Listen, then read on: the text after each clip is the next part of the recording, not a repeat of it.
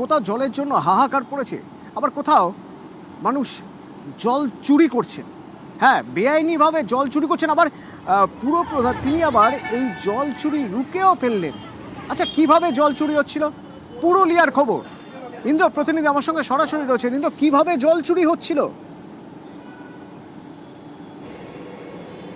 দেখো অতনু, প্রথমেই বলে রাখি, তীব্র দাবদাহ, তার মধ্যে একেবারেই যে জল পরিষেবা, সেই পরিষেবা কোনোভাবে টিকিয়ে রেখেছে পুরুলিয়া পৌরসভা। পর্যাপ্ত পরিমাণে জল দিতে ব্যর্থ হচ্ছে পুরুলিয়া পৌরসভা। এরই মধ্যে একেবারে হাউস কানেকশনের পাম্প লাগিয়ে জল চুরি করছে এক শ্রেণীর শহরবাসী ও ব্যবসায়ীরা, এবং এরই কারণে একেবারে আরও তীব্র জলসংকটের দেখা দিয়েছে। আর এই জল চুরির বিরুদ্ধে একেবারে অভিযানে নেমেছে পুরুলিয়া পৌরসভার চেয়ারম্যান স্বয়ং নিজে।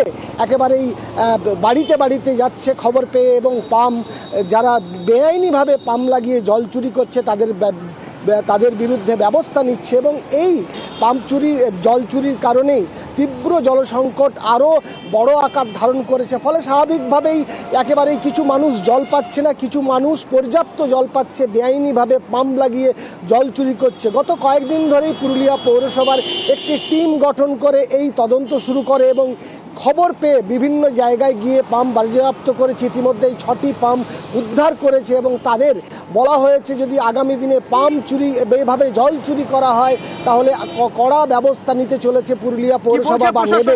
এবং রৌদ্রের দাবদাহে জলের সংকট দেখা গেছে। আমাদের ইঞ্জিনিয়াররা, আমাদের এক্সপার্টরা দেখে ফেলেছে যে বিভিন্ন জায়গায় পাম্প টেনে জল চুরি করে নেওয়া হচ্ছে। তখন সরাসরি আমরা নোটিশ করেছি, এবং নোটিশ করে আমরা মাইকিং করেছি শহরে, কোনোভাবেই ট্র্যাপ করা যাবে না, হুকিং করা যাবে না মেন লাইনে। এখনও পর্যন্ত অভিযানে 6টা পাম্প সিজ করে ফেলেছি। মেন লাইন থেকে পৌরসভার কখনোই কোনো ট্র্যাপ করা যাবে না, কোনো পাম্প লাগানো যাবে না। এর জন্য বিভিন্ন ধরনের মিউনিসিপ্যাল অ্যাক্ট রুলসে আমাদের সেকশন রয়েছে, এই ধরনের কাজ হতে পারে না। আমরা এই ধরনের সমস্ত রকম প্রশাসনিক ব্যবস্থা গ্রহণ করছি। ওদিকে জলের দাবিতে আসানসোলের 12 নম্বর ওয়ার্ডে, আসানসোল পৌরসভার 12 নম্বর ওয়ার্ডের মানুষ রাস্তা আটকালেন। জলের সমস্যা, একেই তীব্র গরম, বাড়ির বাইরে বেরোনো যাচ্ছে না, ন্যূনতম জলটুকু যদি না পাওয়া যায় তাহলে কি করে হবে, আর তাই রাস্তা অবরোধ।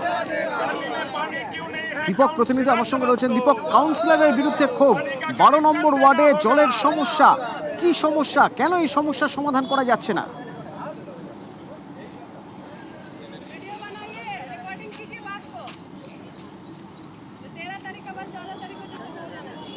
দীপক, শোনা যাচ্ছে আমার কথা? দীপক, এই গরমে যদি পানীয় জলটুকু না পাওয়া যায়, স্বাভাবিকভাবেই মানুষ রাস্তায় নামবেন, কিন্তু সমস্যাটা কোথায়, কেন পাওয়া যাচ্ছে না জল? पानी दो, पानी का कनेक्शन देना होगा। पानी का कनेक्शन क्यों नहीं है, काउंसिलर जवाब दो। আচ্ছা, স্থানীয়রা কি বলছেন, যারা বিক্ষোভ দেখাচ্ছেন তারা কি বলছেন শুনুন। আমাদের কাউন্সিলর কোনোদিনও আসে না পাড়াতে দেখার জন্য, ওই জন্য আমরা আজকে পথ অবরোধ করেছি। যদি উনি আসেন, উনি আমাদের কি সলিউশন দিচ্ছে আমরা দেখবো, আর ভারবেলি নয়, রিটার্ন দিতে হবে। কত দিনের মধ্যে হবে?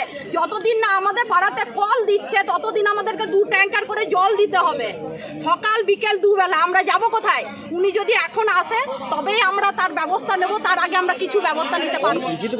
লিখিত 10 বছর ধরে দিয়েছি, উনার মনে হয় ফাইল ভরে গেছে, কিন্তু উনি কোনোদিনও আসে না। যতবার যাওয়া হয় বলে আমি দেখছি। দীপক, এই ক্ষোভ খুবই ন্যায্য, কিন্তু এই ক্ষোভের মতো পরিস্থিতি তৈরি হলো কেন? কেন পানীয় জল পাওয়া যাচ্ছে না? একেবারে একদিকে যখন তাপমাত্রা বেড়ে চলেছে শিল্পাঞ্চলের, অন্যদিকে তীব্র পানীয় জলের সংকট। এই সংকট কিন্তু আজকে তৈরি হয়নি, এই সংকট দীর্ঘদিনের জামুরিয়া 12 নম্বর ওয়ার্ডের মিঠা এলাকায় বারবার স্থানীয় কাউন্সিলরকে স্থানীয় বাসিন্দারা জানিয়েছে পানীয় জলের সমস্যার কথা, কিন্তু কাউন্সিলরের পক্ষ থেকে শুধু আশ্বাসই পাওয়া গেছে। মূলত পানীয় জলের সমস্যা মেটানোর প্রয়োজন ছিল কাউন্সিলরের পক্ষ থেকে, সেই কিন্তু সমস্যা মেটেনি আজও। তাই একদিকে গরম, অন্যদিকে তীব্র পানীয় জলের সমস্যা। বাধ্য হয়ে কিন্তু আজকে স্থানীয় গ্রামবাসীরা রাস্তা অবরোধ করে জামুরিয়া আসানসোল রাস্তা অবরোধ করে এবং বিক্ষোভ দেখাতে শুরু করে। ঘটনাস্থলে কাউন্সিলর গেলে কাউন্সিলরকে ঘিরেও বিক্ষোভ দেখায় উত্তেজিত জনতা, অবরোধকারীরা। তারা একটাই শুধু সমস্যা তাদের এলাকায় রয়েছে, দীর্ঘদিনের যে পানীয় জলের সমস্যা যেন দ্রুত মেটানো হোক, না মেটালে কিন্তু আগামী দিন আসানসোল পৌরসভা ঘেরাও করবে, এই ধরনের হুঁশিয়ারও দিয়েছে গ্রামবাসীরা। ধন্যবাদ। মাটিগাড়ায় বিজেপি তৃণমূল সংঘর্ষ এবং এই সংঘর্ষের পর আজ মাটিগাড়া বন্ধের দাবি জানিয়ে বন্ধ ডেকেছে বিজেপি। তো সে বন্ধের ছবি কেমন ছিল সেসব তো দেখবই, তবে তার আগে একবার যে সময় সংঘর্ষ বাধে সেই সময়ের ছবি একবার আপনাদের দেখাতে চাইবো। সেই সময়ের ফুটেজ আমাদের হাতে এসে পৌঁছেছে।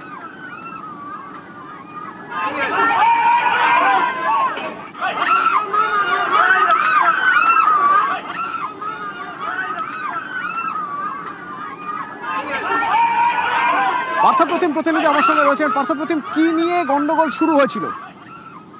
দেখো, যেটা বিজেপির অভিযোগ যে জয় শ্রীরাম বলাতেই কিন্তু একটা আপত্তি জানায় তৃণমূলের স্থানীয় নেতৃত্ব, এবং এই জয় শ্রীরাম বলে কিন্তু বিপক্ষের মধ্যে বচসা হয় এবং একে অপরকে হুমকি দেয়।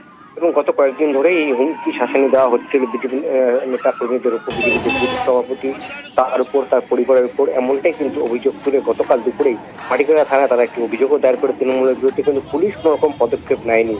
সেই অভিযোগ তুলেছে বিজেপি এবং গতকাল সন্ধ্যাতেই কিন্তু এই সংঘর্ষের ঘটনা ঘটে। যে ছবিকে দর্শকরা দেখলেন, যে রীতিমতো লাঠির শোটার ধারালো অস্ত্র নিয়ে কিন্তু এই হামলা চলে।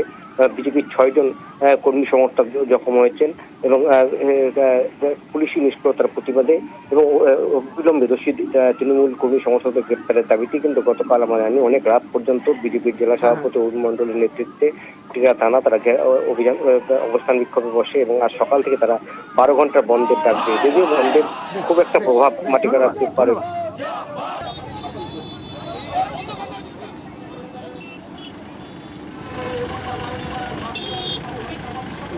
ইতিমধ্যে দুপক্ষের 6 জন আহত হয়েছেন। মাটিগাড়ায় তৃণমূল বিজেপির সংঘর্ষে আজ 12 ঘন্টার বন্ধের ডাক দিয়েছে বিজেপি, তবে সেভাবে কোনো প্রভাব এখনো পর্যন্ত দেখা যাচ্ছে না। একে অপরের বিরুদ্ধে হামলার অভিযোগ করেছিল। কি হয়েছিল সেই ঘটনার ছবি